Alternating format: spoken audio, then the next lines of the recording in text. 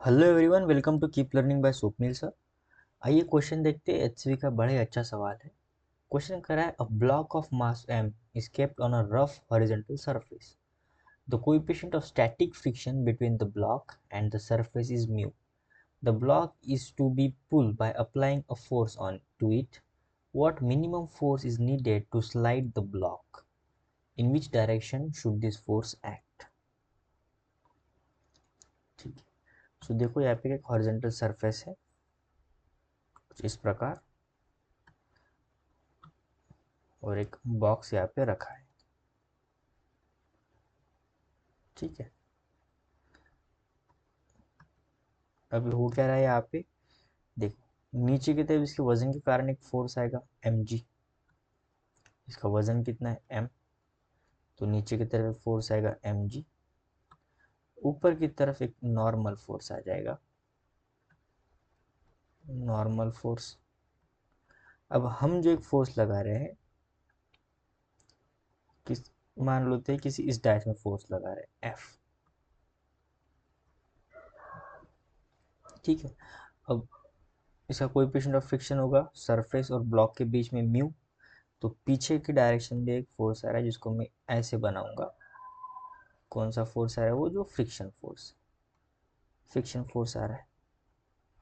अब ये जो एफ फोर्स है, इसके अगर मैं कंपोनेंट बनाऊं, मान लो एंगल थीटा है, तो इस डायरेक्शन में इसका एक कंपोनेंट आ जाएगा जो कि होगा एफ कॉस थीटा।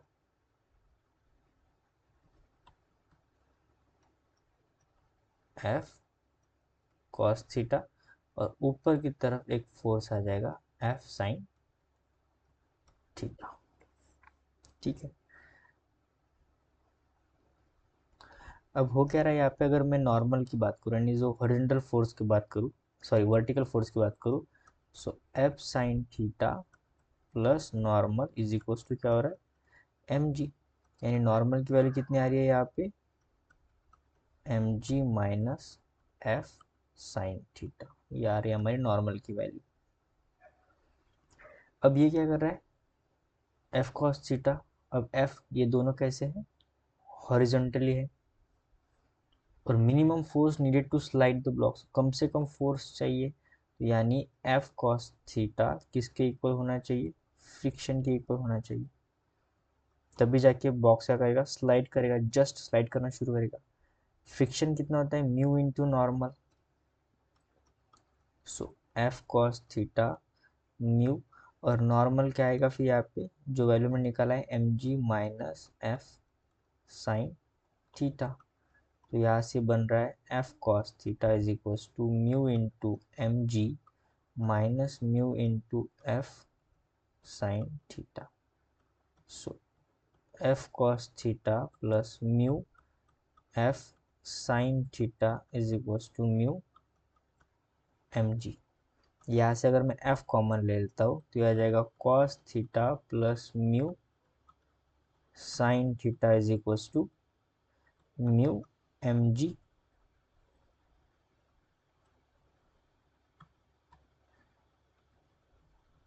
ठीक है। सो f का अगर मुझे वैल्यू चाहिए, मुझे मिनिमम फोर्स ही चाहिए, तो वो कितना आ रहा है, mu M G upon cos theta plus mu sine theta. अब मुझे अगर मिनिमम फोर्स चाहिए, सो मुझे अगर f मिनिमम चाहिए, तो ये भी कितना होना चाहिए, ये भी मिनिमम होना चाहिए। अगर इसकी वैल्यू ज़्यादा आ गई तो फोर्स क्या हो जाएगा, मैक्सिमम हो जाएगा। सॉरी, ये कितना चाहिए, मैक्सिमम चाहिए। फोर्स अगर मिनिमम चाहिए तो जो डिनोमिनेटर तो मैक्सिमम हो चाहिए। डिनोमिनेटर जितना मैक्सिमम होगा, फोर्स उतना ही क्या होगा, निगेटिव होगा। अगर मुझे ये cos theta plus mu sine theta maximum चाहिए, cos theta plus mu sine theta maximum चाहिए, तभी जाके एफ क्या मिलेगा मुझे, मिनिमम मिलेगा। मैक्सिमा चाहिए यानी थीटा, डिफ्रेंशिएशन अगर मैं इसको करूँ, so differentiate with respect to theta अगर करूँ मैं इस टर्म को, cos theta plus mu sine theta को, और मुझे इसको इक्वल टू 0 दिखाओ, तभी मुझे क्या मिलेगा, मैक्सिमम वैल्यू ऑफ थीटा मिलेगा। सही बात है, मैक्सिमम मिनिमम कंसेप्ट यहाँ पे लग रहा है। तो कॉस थीटा का डिफरेंशिएट करेंगे तो आ जाएगा minus sine theta, sine theta करेंगे तो आ जाएगा mu cos theta is equals to 0। So mu is equals to sine theta, और ये कॉस नीचे का upon cos theta. So mu is equals to आ रहा है टेन थीटा। यानी यहाँ से देखो टेन थीटा क्या होता है, अपोजिट अपॉन एडजेसेंट साइड। सो अपोजिट क्या है, म्यू, या फिर थोड़ा उसको अच्छे से लिख लेते, देयरफॉर टेन थीटा आ रहा है म्यू अपॉन 1। म्यू क्या है, मान लो अपोजिट साइड, और 1 क्या है, एडजेसेंट साइड। तो हाइपोटेन्यूज निकाल सकते हैं इजीली यहाँ से। कैसा होगा, हाइपोटेन्यूज आ जाएगा under root of opposite side का स्क्वायर प्लस एडजेसेंट साइड का स्क्वायर, यानी म्यू का स्क्वायर प्लस 1 का स्क्वायर अंडर रूट। ये हो जाएगा हाइपोटेन्यूज का वैल्यू। तो यहाँ से मैं क्या निकाल सकता हूँ, साइन थीटा की वैल्यू निकाल सकता हूँ, क्योंकि मुझे आगे जाके पुट करना है, इसलिए मैं अभी से निकाल रहा हूँ। साइन थीटा क्या होता है, अपोजिट अपॉन हाइपोटेन्यूज, यानी साइन थीटा अपोजिट साइड है म्यू, हाइपोटेन्यूज कितना है निकाला हमने 1 प्लस म्यू स्क्वायर। उसी प्रकार कॉस थीटा कितना है, adjacent side upon hypotenuse.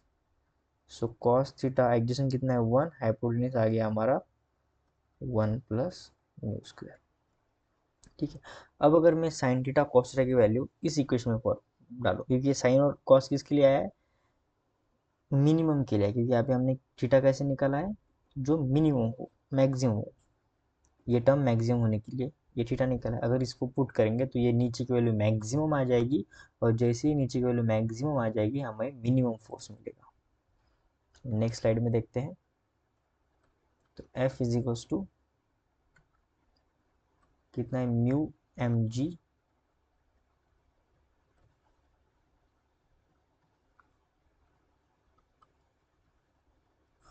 Upon sine theta plus mu cos theta. So mu M G, sine theta कितना निकाला हमने, साइन थीटा की वैल्यू देखते हैं। साइन थीटा की वैल्यू निकाली हमने mu upon 1 plus, so mu upon under root 1 plus mu square plus mu into cos theta निकाला 1 upon under root 1 plus mu square. So mu M G, ऐसे mu common आ जाएगा, और ये denominator same है, सो 2 1 plus mu square, so mu से mu cut गया, ये आ गया फिर एम जी बाई 2, और ये ऊपर चला जाएगा under root 1 plus mu square.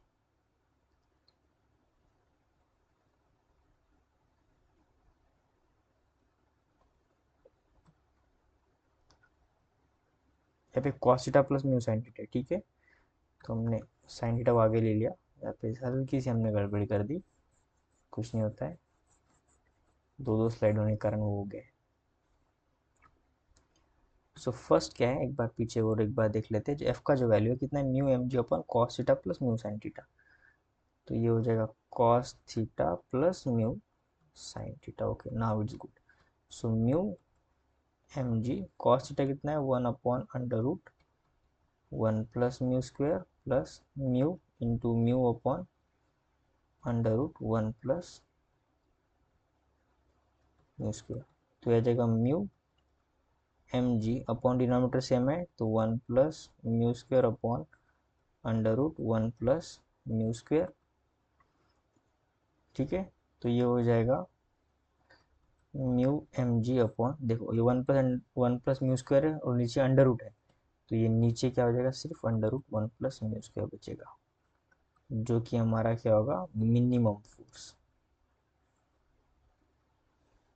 इसको अगर नहीं समझ में आया तो इसको देखते हो कैसे सॉल्व किया हमने। ये जो रूट वाला कॉन्सेप्ट है, इसको हमने कुछ ऐसे सॉल्व किया कि उस ऊपर को भी मैंने रूट में लिया प्लस उसका स्क्वायर किया, और नीचे एक रूट पे था ऑलरेडी, तो ये कंप्लीट आ गया रूट में। ठीक है, सो 1 + μ² उसका स्क्वायर 1 + μ²। तो ये टर्म और एक स्क्वायर कट गया, क्या बच रहा है 1 + μ²। तो जिसको ये स्क्वायर रूट नहीं समझा है, ठीक है, ये कैसे जम किया हमने, यहाँ से लेके ये सीधा ऐसे कैसे जम किया, ठीक है, उसके लिए ये प्रूफ। सो आई होप आपको वीडियो सोल्यूशन अच्छा लगा होगा।